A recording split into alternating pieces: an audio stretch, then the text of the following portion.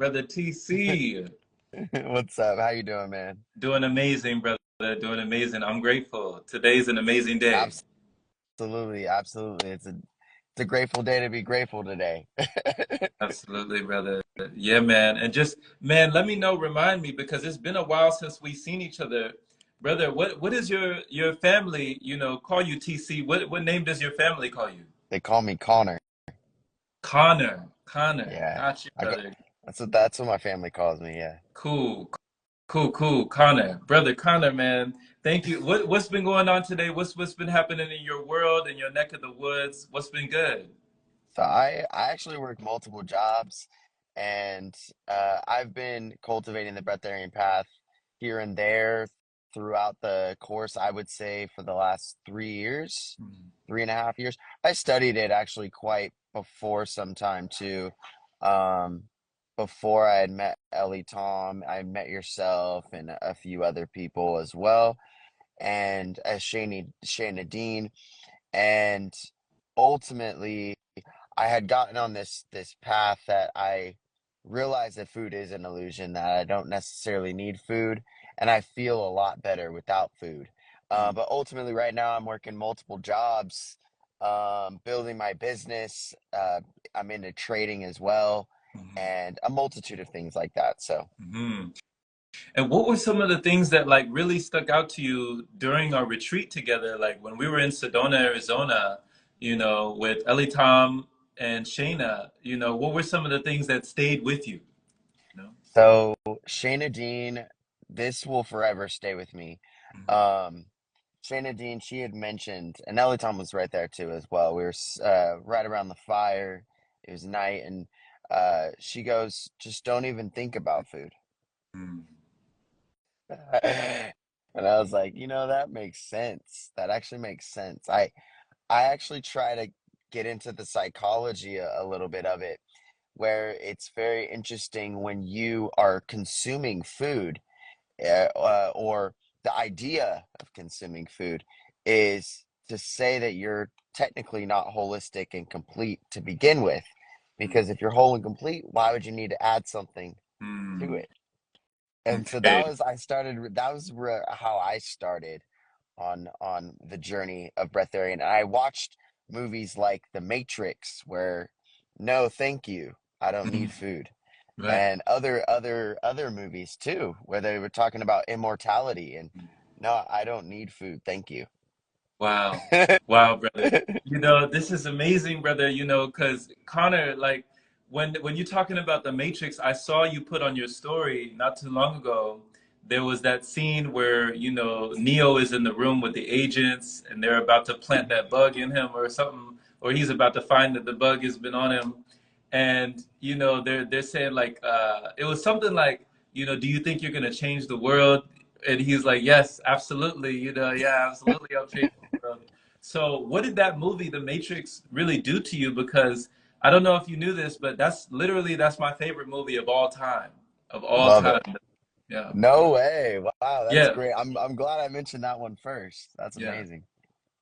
yeah. So, what did that movie do for you? Like when you remember seeing it, because it's changed my whole life. Yeah. Yes.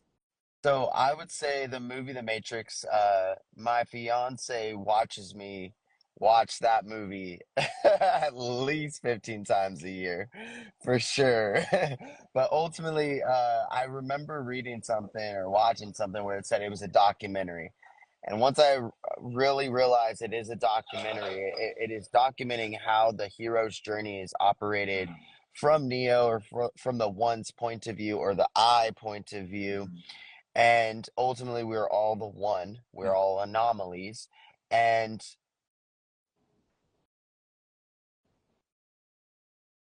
will try to hinder that progress.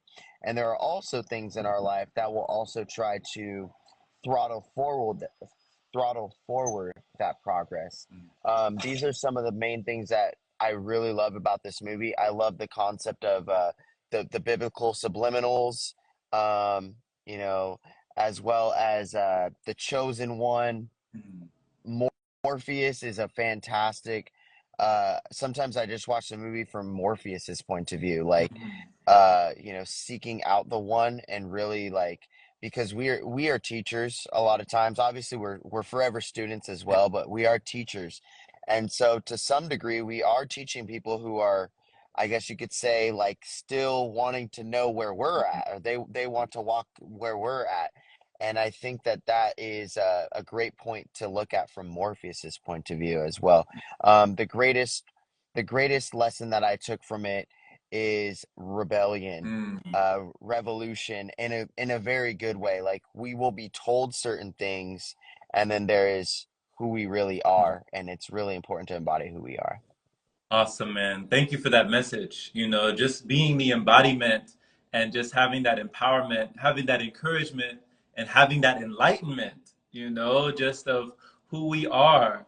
Because when you said that, you said Kaylee gets tired of you watching it. Did you say Yes. Kaylee Oh, gets tired? oh yeah, yeah. I mean, she's like, "You're watching this again?" Like seriously, I got three movies. Okay, it's The Matrix, it's Avatar, and Black Oh, Panther. oh man, that's awesome. Wakanda forever, Wakanda forever. Wakanda forever. Oh my gosh, man. That's awesome. That's awesome, bro. So, the Avatar, definitely the last Airbender, and also Avatar, the James Cameron Avatar. So I didn't even know which Avatar you were talking about. Which one were you talking about? The one where they're blue. Yeah, yeah. The Okay, James James Cameron Cameron. one. James Cameron, awesome. That was awesome as well. All That Avatar Aboriginal, Indigenous, and then obviously, dude, I listen to I watch Avatar Last Airbender all the time, for sure. man. For sure. Yeah, definitely. Like all those movies are definitely in my list as well. And you can draw just so many influences and just such impactful insights from these movies. And I remember, man, years ago, there was one time because I think I've at least seen the Matrix series. The first one, I know I've seen it at least 200 times, at least. But I mean, I remember I was watching The Matrix Reloaded, and it was years ago. This was years ago, and I was tripping. I was tripping on shrooms. Wow, Bro, I love watched the it. scene. I watched the scene with Morpheus when he was speaking to Zion in the middle of the cavern with all the people in their tribal just outfits. They were just about to start dancing. The machines were coming. They knew the machines, the sentinels were coming. And Morpheus was just like, "We are still here," and Zion, we're That is still probably my here. most favorite scene. Oh my God. Bro, it is so that's really how I think Zion is Hmm. it's like, like I'm with my brothers, I'm with my Yeah. sisters, I'm with my companions, I'm with the people who see the same way that I see, Yes. and who see the truth. And even with all these people trying to, or these machines ultimately trying to hinder us and hinder our growth, Mhm. we are still here, like you just said, man. I love Yeah. it. We are still here. So when I watched that part in that new light, like when I was in that frequency while I watched that scene that I had already seen countless of times, but when I was in that particular, psilocybin frequency watching this, oh my goodness, I got emotional, man, and it was something that came over me and it was like, Jerome, this is what you need to do like for the rest of your life. Like I was just watching Morpheus and the way he rallied everyone together and the way his voice, and he just used the power of his voice to just bring people together and just aligning their forces and just like assembling everyone together in a united front, Mm-hmm. Mm-hmm. that was something that struck me as, what, make the choice to use your voice to affect this generation and the next. You have no idea who you're going to affect. And I love how you're doing that as well, just through your channels, through your testimony, through your teachings that you're reaching. You're not like preaching, you're teaching, I you're teaching. appreciate it.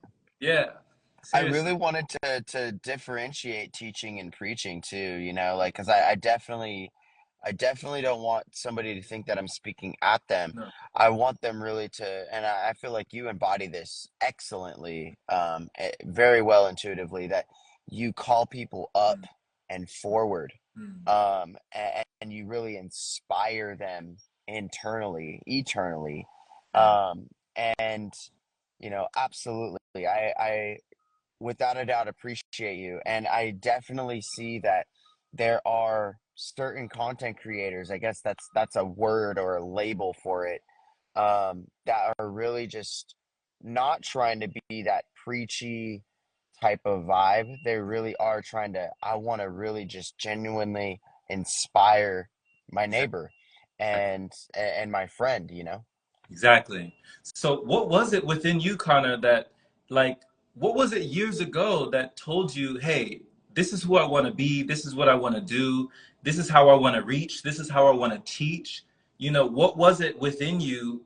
It had to be something within you because the way I've seen you in your videos, bro, it's not on you, it's in you. I It's not just on you. Like that the spirit is something within you that your cup runs over. It just runneth over. And to me, it's like you can't help it. You have to give this knowledge because it just has to come forth. Like somebody has to receive it because you've already digested this. So now it's like we get to as well. So I would love to know, what is the origin story of your hero's journey when it comes to just becoming one of those people that says, I want to do this for my life. You know? absolutely. So I started studying health. So funny thing is I wanted to do Oh, P90X. I wanted to be it started vain.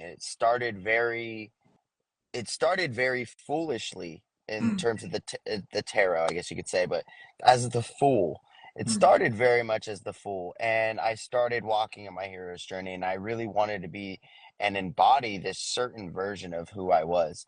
We'd mm, always watch all these hero films, we'd always watch all these different types of things, and a lot of us just stop there.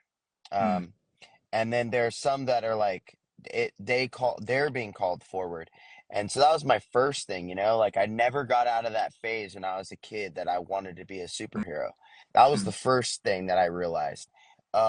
When I was 9 years old, I used to receive so many different insights. I was doing Brett the Fire at age 7.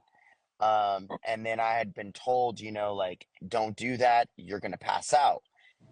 And so like just different things like that. And so I went through my own programming and things that I had to transform out of. mm, But my origin story starts from, I really got into health and mm, studying health at 15, 16, and I just wanted to be really fit. I wanted to have an 8 pack, like just, and now it's not even about that. Now it's like actually like, I really genuinely want to feel healthy and be healthy.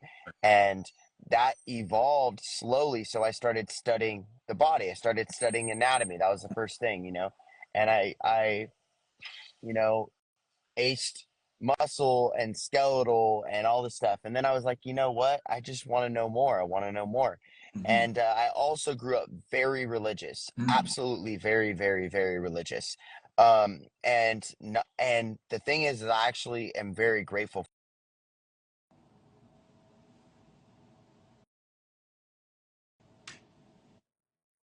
I grew up very religious, and ultimately that transformed more into spirituality, like it's in me, Mhm, that I am the temple, all this type of stuff. And the way that that had happened was because I kept asking questions that couldn't be answered. mm, Why do we only talk about these verses, but we don't ever talk about these verses? Why don't we talk about fasting? Why don't we talk about what happened in the desert? Why don't we talk about the period when he was in all this stuff? So that's what I had really started getting into. And so I had a big, huge rebellion period, about 5 years.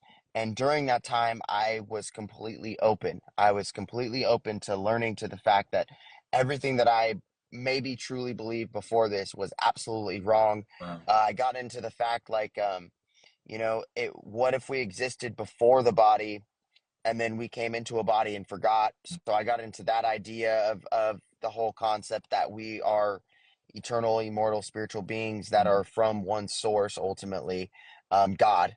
And then we are given specific types of characters, I guess you could say. And we're to go through certain journeys to help our souls mm, evolve and help our souls grow. and only your soul knows how it wants to grow, because it's going to be the one that leads itself through its own hero's journey Right. and through its own self-concept and its own law of assumption. And so I had gotten into these periods where that's how I started growing up, and then eventually I started getting into Eastern spirituality, Eastern practices, like I went to school for massage therapy. I started studying, but then I started studying Reiki. Then I started studying meridians. Then I started studying acupuncture, acupressure, all this stuff. Mm, And it all started to really just connect, mm, absolutely connect. And then I even studied sacred secretion and the 33 vertebrae. And so now this is the main factor to what I teach mm, in some of my private courses, and a multitude of other things. mm, And then one of my I even came from this big thing in 2020. mm. I had built an entire dark room, which is when I got into Breatharian, and I went into a dark room, and that was probably the greatest transformation of my entire life and spiritual realization. So, Whoa, whoa, brother. Thank you for this. This is, I mean, so much to unpack right there. Even just, when you touched upon like the sacred secretion, like, I mean, the depletion of the secretion is really big in the world. I mean, it's crazy.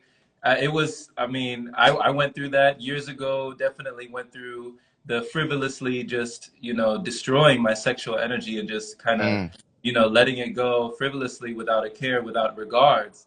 And I mean, I didn't get very far when I had no regards, It So def Yeah, yeah. You never get very far when you don't when you don't give its own regards. Yes. for sure, for sure. So that's really big in the world right now. I mean, you hear so many people online talking even about NoFap is very popular, semen retention is very popular, just people honoring the vital fluid, which I started researching myself. So when it came to the dark room though, I mean, geez, you said that you built yourself a whole dark room and you said Yeah, that was one of the most transformative experiences. Can you talk about that? yeah. I love this is a perfect intro to this, a perfect intro quote, which is, I love when people say that I can't do something. Mm. Or I love when people try to think that they can tell me that I can't do something. And so I've been told, like, don't do that. DMT is an hallucinogen, and you're just hallucinating. And I'd been gaslighted multiple times, but I had gone through such a great self concept that I really believe in I really believe in this. I've seen people who are doctors who have done these practices for 20 years. And the people who are telling me this is not possible have never studied this. So who should I listen to? And so that's where I got to that point. And so I listened to Montauk Chia specifically on London Reels podcast. If you guys want to check it out, I guarantee you it's still there. And ultimately there's different periods and time periods. So from day 1 to day 3, it's building up melatonin, which is the immediate precursor to dimethyltryptamine, or DMT. Okay, internal, this is endogenous. So other forms is exogenous. If it's outside, it's exogenous or external.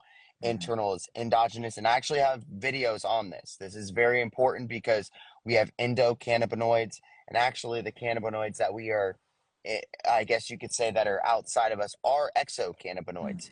Same with other things. You guys know natural herbology ultimately. And so darkroom is, I've taken people through this process too, that you ultimately cardboard box. Uh, you get cardboard boxes. Go to Home Depot. Okay, go dress in your stuff. Go to Home Depot.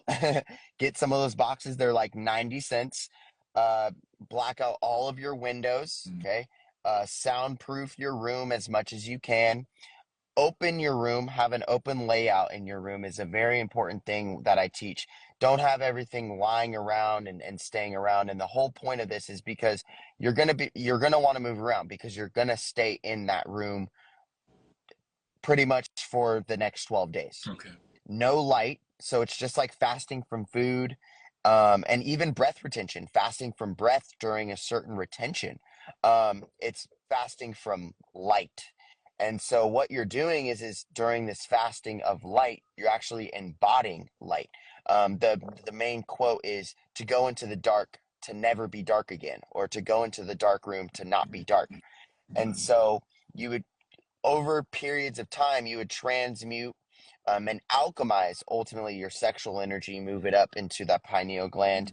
That's one aspect of alchemization. It's also melatonin, Mm-hmm. which is secreted in the pineal gland, which you know is governed by light because when you go to sleep, you close your eyes, which allows light in.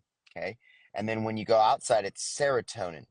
Okay. And then this is very important. And you guys can see some of the stuff that I talk on, but ultimately, when you black out an entire room, you start to actually see sacred geometrical DMT inside of you. Ultimately, it's from fluids that are secreted from your pineal gland, and this is, I truly believe, the awakening or the transcendence of Christ within us, that we are actually born again and we're washed, I guess you could say, or Wow. baptized.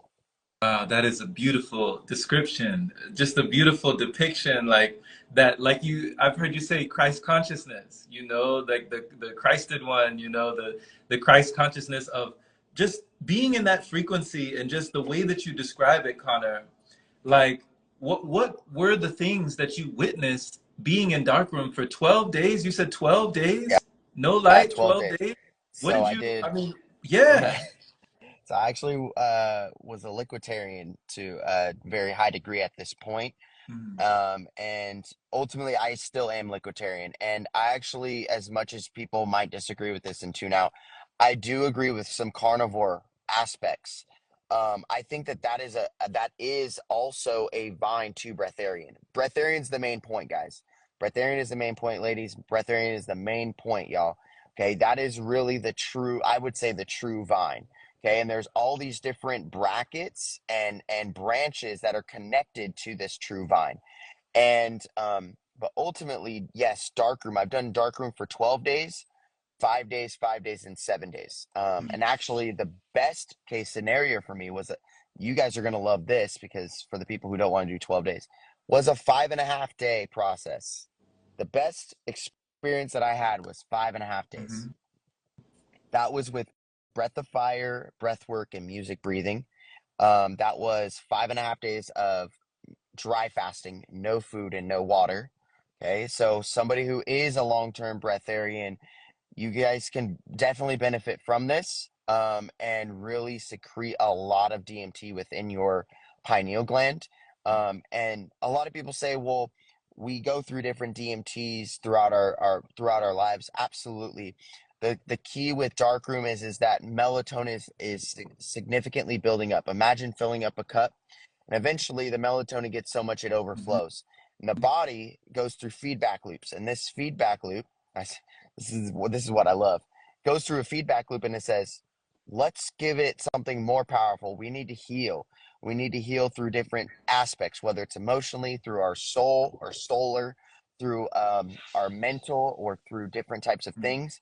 So let's increase the chemical or alchemical aspects within the pineal and pituitary glands. So this is what it does when it fills up with melatonin, and it turns into NDMT and 5-MeO DMT, or 5-MeO DMT and NDMT. Okay. So I've done 5-MeO, I've done Bufo, the Bufo alvarius. That was, the 5-MeO that I did in Costa Rica years ago. That was amazing. I mean, I just kind of melted into the all. I was just one with everything. I mean, it only lasted for like maybe 15, 20 minutes, and then she had me do it again, back to back, right again, and then we went straight into it. And it was blissful. I mean, I came out of it feeling so grateful, just extreme gratitude, like immense gratitude for everything. A tear came down my eye. I was just looking out the window. I remember I was looking out the window at just like a plant or just some greenery in the scenery. And I was just like, it was like, I get it. I get it. It's like, I get it.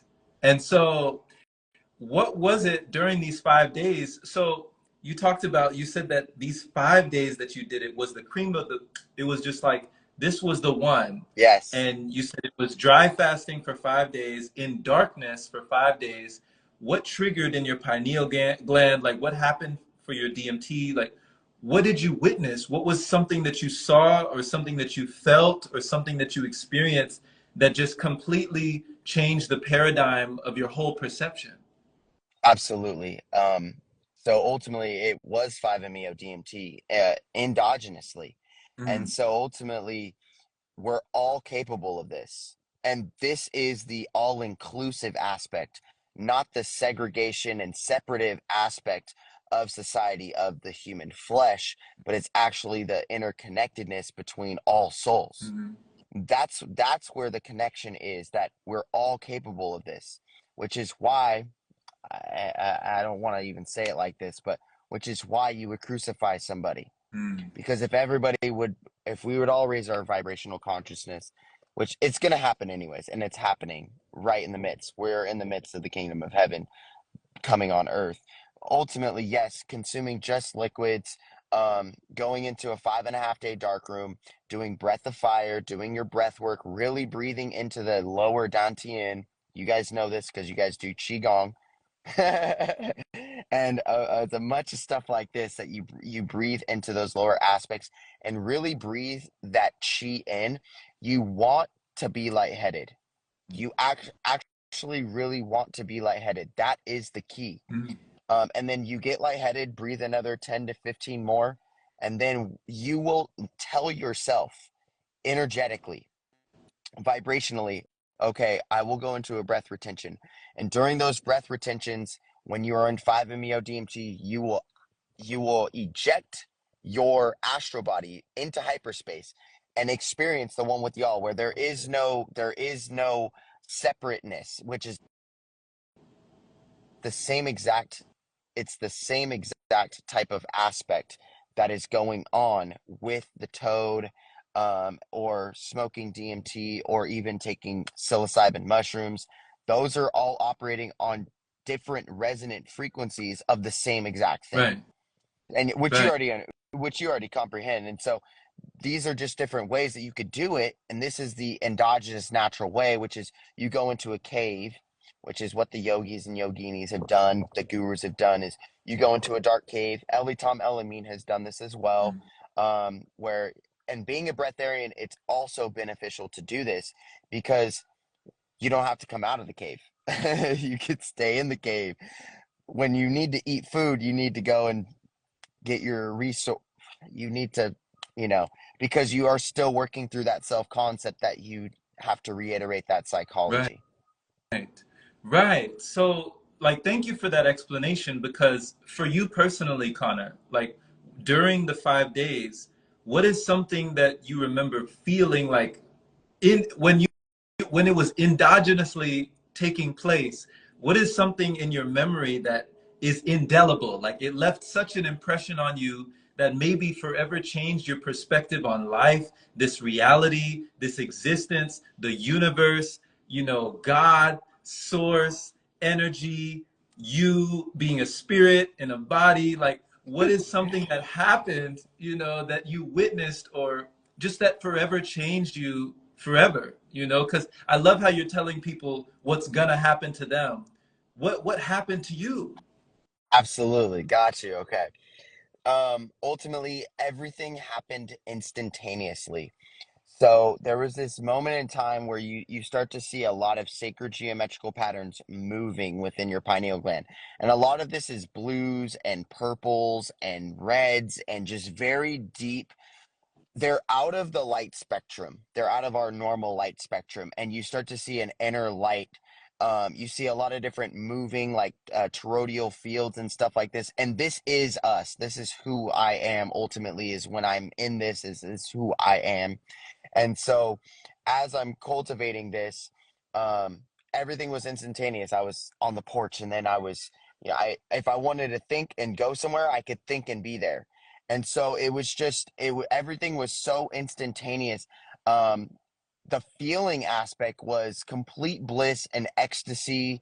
Was just complete joy, like absolute, like it's Christ. That's really what it is. Like I actually just did a YouTube video this morning on my way to work, and I was saying that, guys, when we embody bliss and ecstasy, that is actually Christ. Because if you were to experience that forever or a long period of time, it's exactly what Christ would feel like. And so, and how we would be called forward. And so it was a lot of bliss, a lot of ecstasy, and it was very like saturated feelings. I healed a lot of my spine. I healed a lot of my breathing. Mm, I did a lot of long-term breath retentions. It felt like I was not breathing for like 5 or 6 minutes, mm. but I know that's not true. It's just my body. I did so much breathing that I was able to retain and not necessarily have like full deep breaths, if that makes sense. That does make sense. That makes perfect sense. You know, it reminds me, there was like a convention that I was in, and this was in Georgia. I was at a speaker convention where multiple speakers, like famous public speakers, were speaking. And I was just going there, you know, just for the motivation and the inspiration of being a speaker myself. I wanted to learn, how does one become a public speaker, you know, see people like Inky Johnson and, you know, all these other people who are famous for getting up on stage. And so this was in Atlanta, Georgia. And when I was at that convention, it was like, I think it was 4 or 5 days. And so I just decided to go dry these days. And I just decided to do a video every single day, even in the dry state. And so I was just playing my flute. I was going to the convention, and something happened, Connor, during these like days that I was dry and just walking back and forth from this convention and just playing my flute and just breathing. Something activated inside me. And it was like at a certain point, my body started, like, it was like my body was breathing. Like it didn't feel like my lungs Yeah, needed, it didn't feel like I needed to breathe consciously. I mean, we know we're breathing unconsciously. Already it's happening unconsciously. But it didn't even feel like I needed to put effort into breathing. It was like my existence was the breath. And then my body opened up and just started breathing out of every pore of my body. And I was just walking around just like, oh my God, like, is something going on? Is something wrong? Like, my heartbeat wasn't, you know, it was just like, what is this? that Like, is why the did I? most like natural way to, I believe, if there was if there was no pollution and there was no food that we consumed when we were kids, when we weren't eating fried chicken, when we weren't eating Cheetos, when we weren't eating any of that stuff that I don't want to even talk, because I understand programming, and so ultimately, guys, like that is natural. That means that you're so in sync. That is so absolutely beautiful to hear from you, Jerome, because that means that your skin, which is an organ, is actually absorbing ether. It's absorbing, different chi and all these different aspects within nature because you're so in sync and so sustainable with nature. Um, I mean, even Eli Tom Elamine said that people who generally have the complexion like me, if I were to clean up my diet and I were to clean up my food, when I go onto the sun, it'll actually be easier for me to not be burnt. And it'll actually be easier for me to build different aspects of melanin because the thing that was preventing me from getting there was the amount of allotted karma or allotted aspect that had led up to that. Oh, wow. I didn't even think And about that. I didn't yeah, even oh think yeah, about dude. I think about like multiple lives theories all the time. Like like totally all the time. And I'm like that. It makes genuine sense. Like if we were to just keep repeating this, and there's many musical songs that talk about this, but if we were to ultimately keep repeating this life, but go through different aspects and characters and different avatars, ultimately, um, which would resonate with whatever the vibrational spirit is beforehand, that would say, hey, I'm going to live in this avatar for this period of lifetime. And the key really is the breatharian path, which is to be grateful now. that. It doesn't matter ultimately, like you take everything out of it and you say, hey, I'm grateful for who I am and I'm going to cultivate the best of my abilities. I know what everything natural is. And you follow into ultimately God's sustainable law, really. Yeah. I love, Connor, the way that you bring up, the comparisons and the correlations between like Avatar and just like, because I remember reading books and novels about the avatars before Avatar Aang, the last Airbender, and Avatar Roku and Avatar Yang Chen and Avatar Kyoshi and Avatar, like all these different avatars that came before, Right. and we're still teaching him and still reaching him generations ago, but they're able Mm, to influence who he is, when we meet him in the last Airbender. So it's awesome just to see and just to know that, I mean, we have so many things within us. And there was a question as well. Louisa is asking, back when you were talking about the dark room retreat, she says, can a person just sleep in this retreat? She's yeah, asking so about. the first like 3 or 4 days, I was sleeping 16, 18 hours like a baby. Okay. Um, and I took the mindset that, well, if this reality isn't real and ultimately I'm to evolve a different reality based on perception, because DMT will wash your perception. You will start to see clear. Like, you put on a new mind, you have a new set of eyes, all this type of stuff. And so I still believe that I have work to do, which is why I do the work that I do. And I inspire people and I lead people to these types of shortcuts, I guess you could say, where they don't have to go through the 5 to 8 years or the 30 years that has taken me to get here. But ultimately, y'all, you can sleep. You can sleep like a baby. Absolutely. Awesome. Awesome, man. Just when I'm listening to you, Connor, especially on your videos where you're giving like hours and hours and hours worth of content, and it's in like a stream of consciousness. It's like channeling, and it's like listening. When I'm listening to you, there's a stream of consciousness. When someone just is just channeling and just putting forth all of this information, and they can't stop. Like it's just like pouring out of you.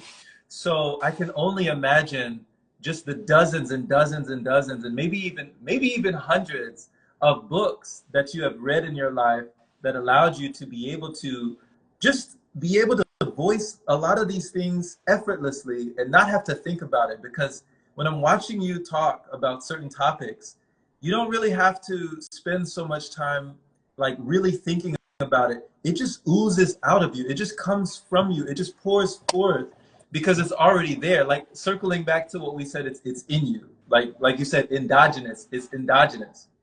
So I when appreciate you were you. coming, of course. So brother, when you were coming into the pranic wavelength, the breatharian bandwidth, when you're coming across this material, right before you scheduled like going to the retreat in Sedona, Arizona with Shayna Dean and Elitam Elamine, what was it that was the draw for you? Like what was attracting you to that way of life, like to a pranic way of existence?